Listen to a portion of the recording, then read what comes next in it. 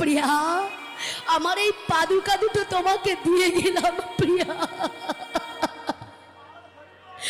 পাদুকা দুটো বক্ষে জড়িয়ে ধরে বলছে গৌর হরি, আমি যেন গৌর বলে কাঁদিতে পারি সারা জনম। তাই বলছে স্বামী গো শোনো স্বামী, আমি যেন গৌর বলে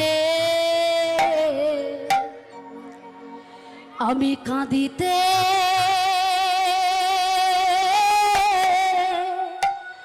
পারি। আমি যেন গো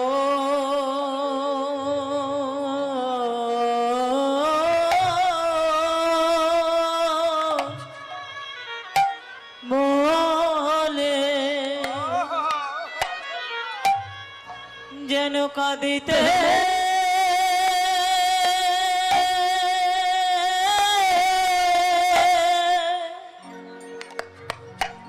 যেন কাঁদিতে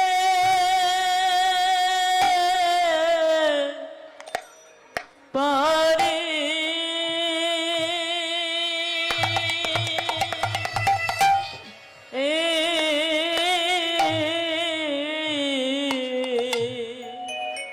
আমি যেন গৌর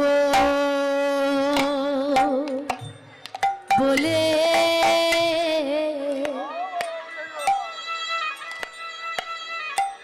আমি কাঁদিতে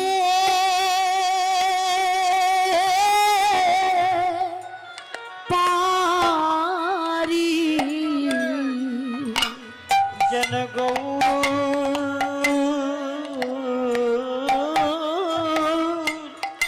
হরি হরি হরি বল হরি বল। যেন কাঁদিতা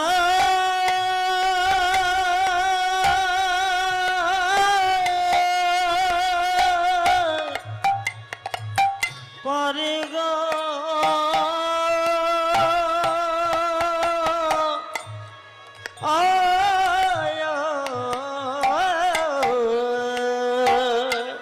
আমি যেন গৌর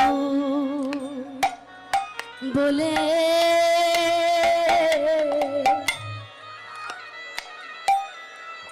আমি কাঁদিতে পারি। আমি যেন গো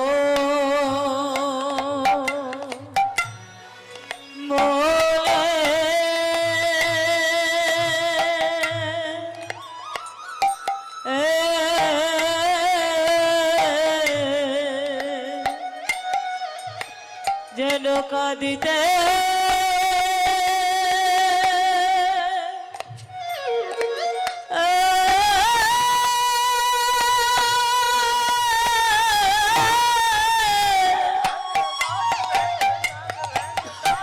যেন কাঁদিতে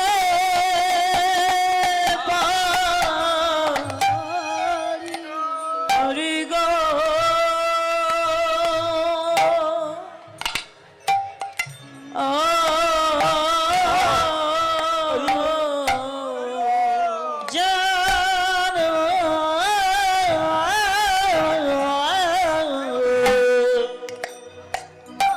যেন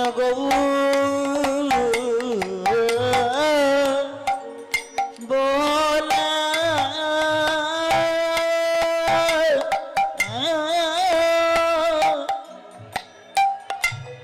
কাঁদিতে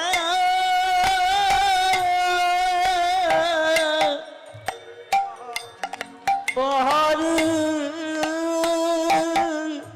পারি গো গবু আমার নিয়োগ জীবন মরণ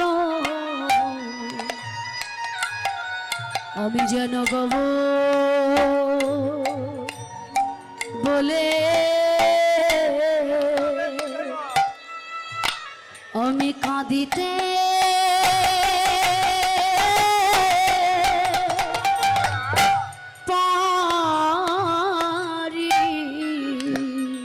গো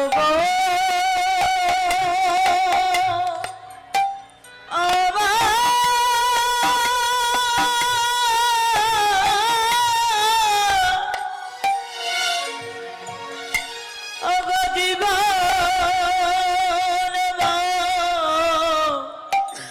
মরণ গো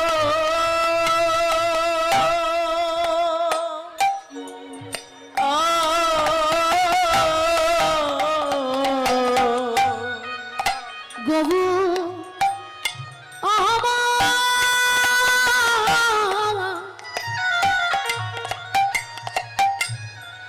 গো জীবন মরণ ঝুলি যেন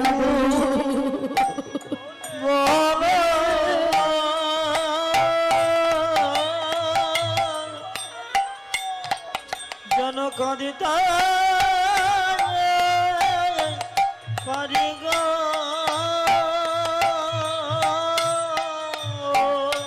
গৌরী আমার জীবন মরণ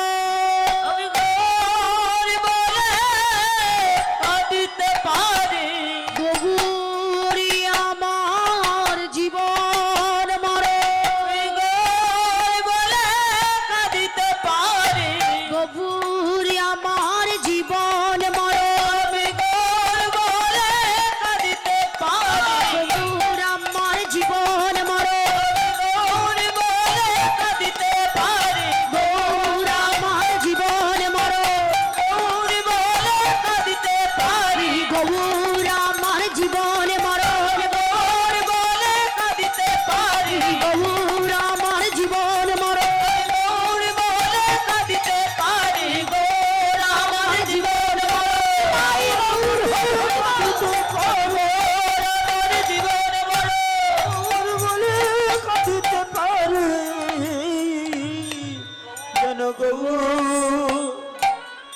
মনে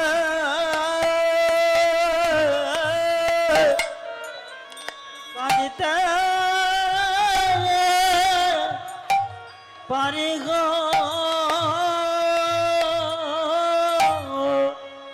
গৌর আমার জীবন মরণ বাবা গৌর বলে যেন কাঁদিতে পারি কিন্তু গৌরকে পেতে গেলে যে আগে নিতাইকে পেতে হবে নিতাই চরণে আশ্রিত না হলে গৌর চরণ যে লাভ হবে না বাবা আগে গৌরকে আশ্রয় করলে তবেই নিতাইকে যদি আশ্রয় করি তবেই গৌরকে পাবো তাই তো বললেন আগে গৌর চরণটাকে জড়িয়ে ধরো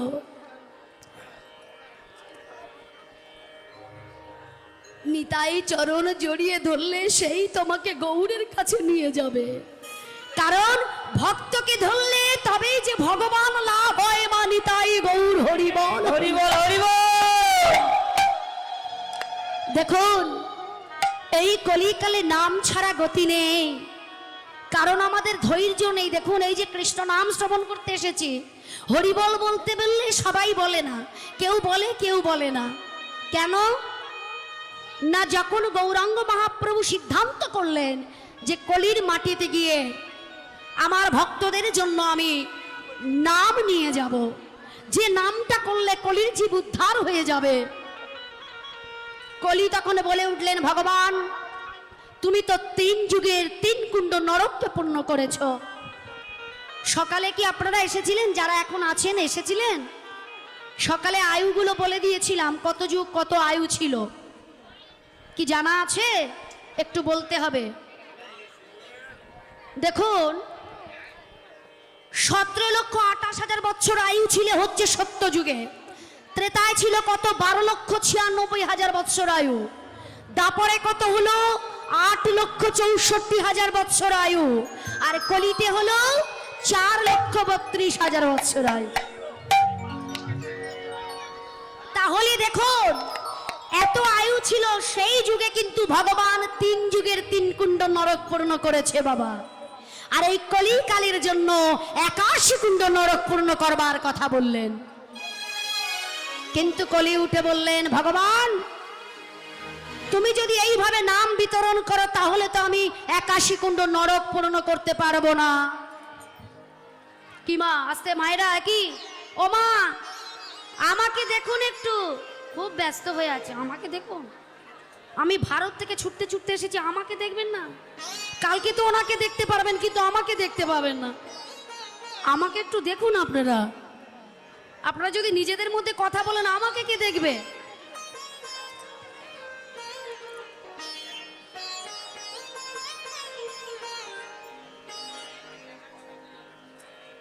গীতা যে দান করবেন সে কিন্তু পায়ে প্রণাম করবেন না।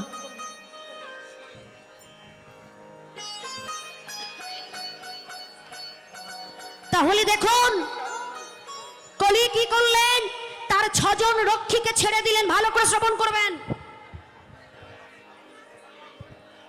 মায়েরা বড্ড চঞ্চল হয়ে পড়েছে। কলিযুগে 6 জন রক্ষী ছেড়ে দিলেন। দেখুন কারা কারা উদ্ধার পাবে। 6 জন রক্ষী কারা, ভালো করে শ্রবণ করবেন। কাল, কর্ম, যম, যাতনা, আলস্য আর নিদ্রা দেবীকে ছেড়ে দিলেন। কলি বললেন তুমি নাম বিতরণ করবে আর আমি সেই হরিবাসরে হরিসভায় 6 জন রক্ষীকে ছেড়ে দেব, তারা আমার কর্ম চালিয়ে যাবে। কাল কর্ম, কাল মানে কি? হরিনামে এসে কাল চিন্তা। হরিনামে বসে আছেন কিন্তু চিন্তাটা অন্য, এটা হচ্ছে কাল চিন্তা। কর্ম, অনেকে এখানে এসেছেন মনে মনে ভাবছেন আমি তো ধান চাষ করেছি, কালকে ধানটা কাটতে হবে, এই কর্মের চিন্তা করছেন। কলি আপনাকে গ্রাস করেছে। যম, অনেকে চিন্তা করে কি আমার কবে মৃত্যুটা হবে, এটা হচ্ছে যম। যাতনা, অনেকে দেখবেন হরিনাম শুনতে এসে পেট ব্যথা, মাথা ব্যথা, পায়ের হাঁটুতে ব্যথা। আলস্য, আলস্যতা কি? অলসতা দেখুন, এই যে বলছি হরিবল বলো, অনেকে বলছে অনেকে বলছেন, এটাই হচ্ছে অলসতা। আর নিদ্রা, হরিবাসরে এসে অনেকেই ঘুমায় বাবা, এটা আপনি ঘুমাচ্ছেন না, কলির 6 জন রক্ষীকে আপনাকে দিয়ে করাচ্ছে, তাই এর মধ্যে দিয়ে আপনাকে করতে হবে। তাই শাস্ত্র বললেন কলিকালের কি অবস্থা দেখুন। শাস্ত্রে বললেন কি বললেন?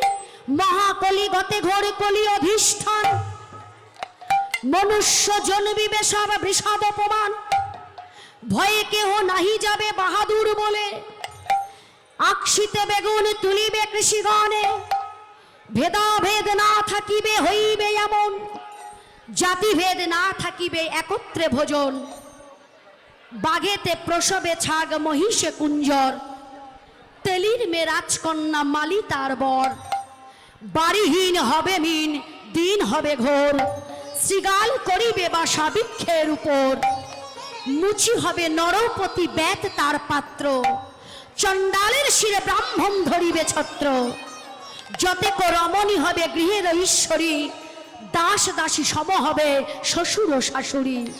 আমা কি বললেন? দাস দাসী সম হবে শ্বশুর ও শাশুড়ি। জননী রমণী তনয়া ভগিনী, ইহাদের দ্বারলব্ধ ধনে হবে বধনী, আর 8ম বর্ষীয় কন্যা হইবে যুবতী, রজশালা হয়ে তারা হবে গর্ভবতী। নিতাই গৌর হরি বল হরি বল। রাজার অবিচারে প্রজাগণ পাবে কষ্ট। এইবারে বলে দেব পরিষ্কার করে, আস্তে। আমার ভাষা বুঝতে পাচ্ছেন দাদা ভাইরা বাবারা? মহাকলি গতে ঘোর কলি অধিষ্ঠান। আচ্ছা বলুন, কে বলবে বলুন?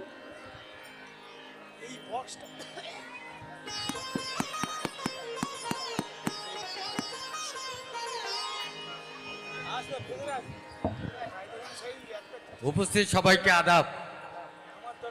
আমি মোহাম্মদ তরিকুল ইসলাম বাবু, নীলফামারী সদর উপজেলা নির্বাচনে চেয়ারম্যান পদে নির্বাচন করতেছি। আপনাদের দোয়া ও আশীর্বাদের জন্য আমি আজকে এখানে আসছি। আপনারা সবাই আমার জন্য দোয়া আশীর্বাদ করবেন। আমি সম্ভাব্য লাঙ্গল প্রতীক নিয়ে নির্বাচনটা করব, আপনারা আমার জন্য দোয়া আশীর্বাদ করবেন। আর আজকের এই আয়োজনে আমি সবাইকে ধন্যবাদ জানাই।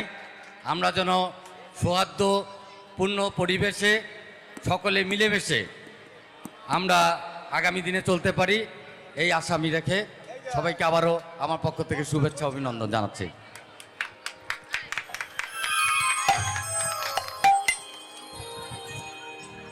তাহলে দেখুন কি বললেন, শাস্ত্র বললেন মহাকলি গতে ঘোর কলি অধিষ্ঠান। কলি অন্ধকার হয়ে এসেছে, কলি যুগে মানুষ জন্মাবে মানুষের আকার নিয়ে বাবা, মান হুঁশ নিয়ে নয়। যার আছে হুঁশ সেই হবে মানুষ, যার নেই কোনো হুঁশ সে হয় না কোনো মানুষ। তাই কি বললেন, এই কলিতে মানুষ এত ছোট হবে আকশি দিয়ে বেগুন তুলবে বাবা। এই কলিকালে বাঘের পেট থেকে ছাগলের বাচ্চা হবে বাবা, এমন দিন আসবে। তেলির মেয়ে হবে রাজকন্যা, একটা তেলির মেয়ে যদি রাজকন্যা হয় তাহলে রাজ্য কেমন চলবে বাবা, বুঝতে পারছেন তো? হ্যাঁ, চণ্ডালের মাথায় ব্রাহ্মণ ছাতা ধরে ধরে যাবে। আমরা নিজেদের ধর্মশাস্ত্রকে বর্জন করে দেব। দেখুন, একসঙ্গে একত্রে ভোজন করব, কেউ জাতিভেদ মানব না। শাস্ত্রে বলেছে জল ছাড়া মাছ চাষ হবে, এমন দিন আসছে। শ্রীগাল বৃক্ষের উপর বাসা বাঁধবে, এমন দিন আসছে বাবা। ওমা, বাড়িতে আমাদের মতো স্ত্রীদের ঈশ্বরী জ্ঞানে আমাদের স্বামীরা পূজা করবে, আর দাস দাসী করে রাখবে শ্বশুর শাশুড়িকে। বৃদ্ধ মাতা পিতাগুলোকে বাড়িতে দাস দাসীর মতো করে রেখে দেবে। বুঝতে পাচ্ছেন? 8 বছরের কন্যা রজশালা হয়ে তাদের গর্ব হবে, এমন দিন আসছে। তাহলে কলির থেকে বাবা দূরে থাকবেন, একটু কৃষ্ণ ভজন করবেন। এই দেহের কোনো দাম নেই বাবা, আজ আছে কাল থাকবে না। এই সোনার অঙ্গ কখন যে ভঙ্গ হয়ে যাবে খুঁজেও পাবেন না। যে দেহটা নিয়ে এত গর্ব, এত সুন্দর করে সেজে উঠেছি আপনাদের সামনে, ভালো শাড়ি পরে, দামি সেন্ট মেখে, কিন্তু দেহটা থেকে যদি হাওয়াটা চলে যায়, এই সোনার অঙ্গ পুড়ে ছাই হয়ে যাবে, তখন আর কেউ ছবে না এই দেহটাকে। তাই তো বললেন পদকর্তা, সোনার অঙ্গ হবে ভঙ্গ, জানতেও পারবি না। তাই বলে উঠলে তোর সোনার অঙ্গ হবে ভঙ্গ রে,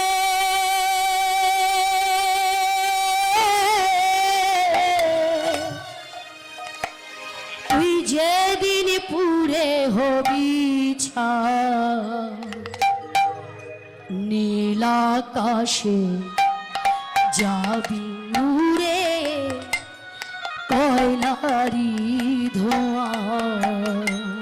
ও তুই নীল আকাশে যাবি উড়ে, কয়লার ধোঁয়া। ও তোর সোনার গরুর হয়ে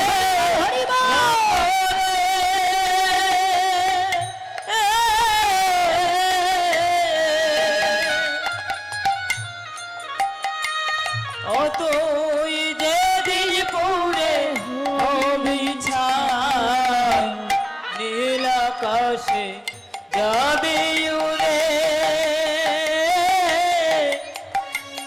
কয়লার ধোঁয়া। ও তুই নীল আকাশে যাবি উড়ে, কয়লার ধোঁয়া। জ্বলবে অঙ্গ খুঁজে খুঁজে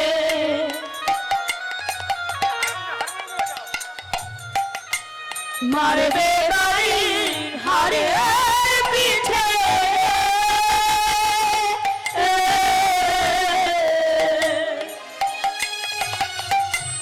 জ্বলবে অঙ্গ খুঁজে খুঁজে। নিতাই গৌর হরি হরি বল।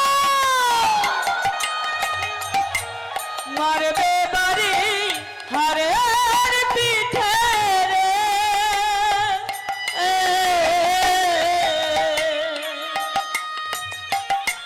জ্বলবে অঙ্গ খুঁজে খুঁজে,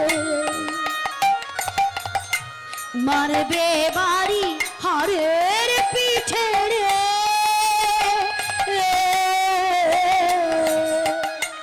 জ্বলবে অঙ্গ খুঁজে খুঁজে, মারবে বাড়ি হারের পিঠে রে।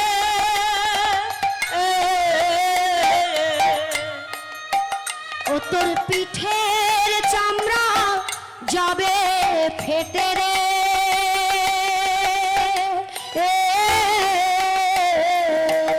ও তোর পিঠের চামড়া যাবে ফেটে রে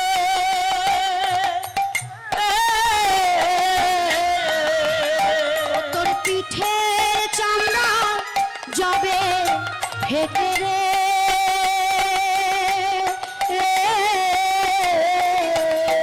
ও তোর পিঠের চামড়া যাবে ফেটে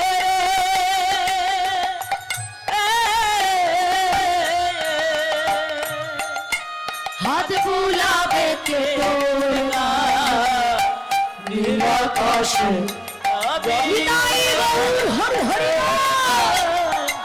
কয়লারি ধাওয়ায় হত নীলাকাশে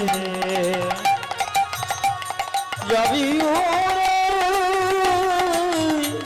কয়লারি ধাওয়ায় দেখুন পৃথিবীটা কেমন, যারা আপনার আপন লোক ছিল তারা সব ভুলে যাবে,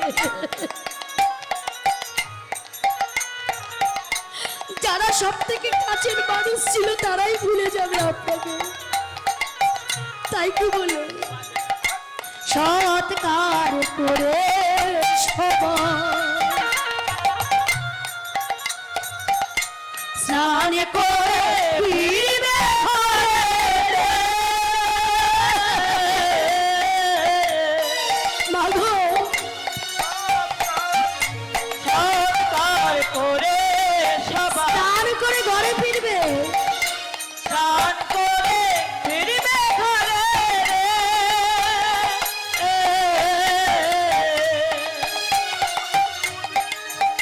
ওরে দুদিন পরে যাবে ভুলে রে।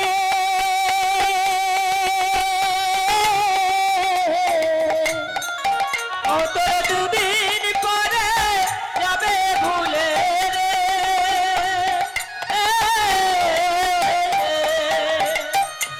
দয়াল ভেবে নীলাকাশ যাবি রে কয়লার ঘর।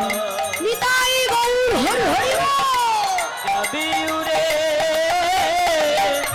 কয়লার দোয়া ও তোর সোনার হবে ভঙ্গরে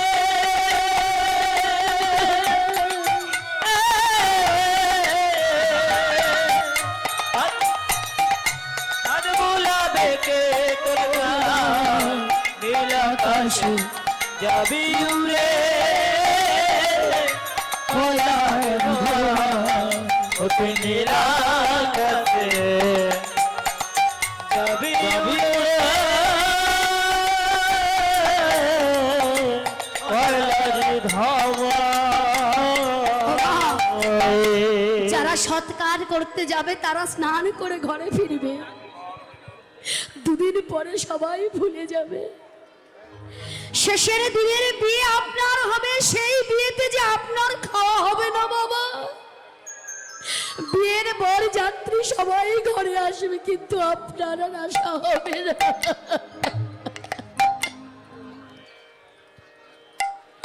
শেষের দিনের যে বিয়েটা হবে